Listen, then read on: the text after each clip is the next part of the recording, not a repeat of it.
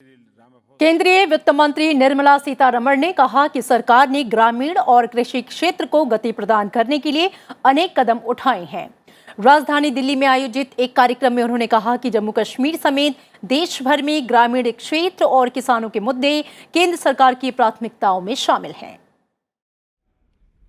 जम्मू कश्मीर में किसानों को उनकी फसलों का उचित दाम मिले, इसे केंद्र सरकार सुनिश्चित करेगी। केंद्रीय वित्त मंत्री निर्मला सीतारमण ने मंगलवार को ग्रामीण और कृषि वित्त पर छठे विश्व कांग्रेस के उद्घाटन के मौके पर ये बात कही। उन्होंने कहा कि घाटी में उगाए जाने वाले सेब, केसर, आड़ू और अखरोट जैसी प्रीमियम फसलों के लिए किसानों को वाजिब दाम मिले और ये उत्पाद देश में पहुंच सके, इसके लिए लगातार काम किया जा रहा है। उन्होंने ये भी कहा कि केसर और अखरोट उत्पादक किसानों को भी सेब उत्पादक किसानों की तरह ही मदद मिलेगी। We procured apples from J&K this time so that there's not one farmer who's left without his apples getting sold.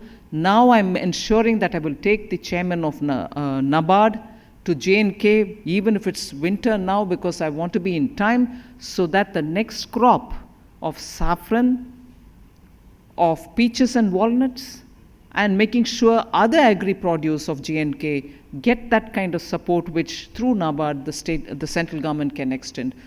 Nirmala Sitharaman ने ये भी कहा कि लद्दाख में कृषि गतिविधियों को प्रोत्साहन दिया जाएगा क्योंकि लद्दाख क्षेत्र में सौर ऊर्जा की अपार संभावनाएं हैं। उन्होंने कहा कि सरकार इस समय किसान क्रेडिट कार्ड और मृदा स्वास्थ्य कार्ड पर ध्यान दे रही है, जो कृषि क्षेत्र को बढ़ावा देने की दिशा में सुधारात्मक कदम है। We are looking at Annadatta also to be an Urja Datta, where we are looking at ways in which even as he tends to his farm and gets the produce out, we are also giving him ways in which he can generate power, solar panels or any other participation through wind energy, where he can contribute rooftop solar panels or panels in the farm in such patches where he is unable to use it for growing produce.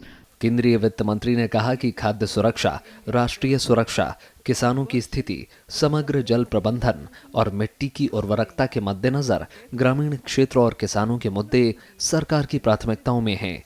उन्होंने कहा कि अगले 5 साल में केंद्र सरकार की योजना 10,000 किसान उत्पादक संगठन तैयार करने की है। वित्त मंत्री ने अधिकारियों से आग्रह किया कि ई-नाम जैसे इलेक्ट्रॉनिक ट्रेडिंग प्लेटफॉर्म का इस्तेमाल करें ताकि किसानों को देश भर में अपनी उपज बेचने और उचित मूल्य हासिल करने में मदद मिले।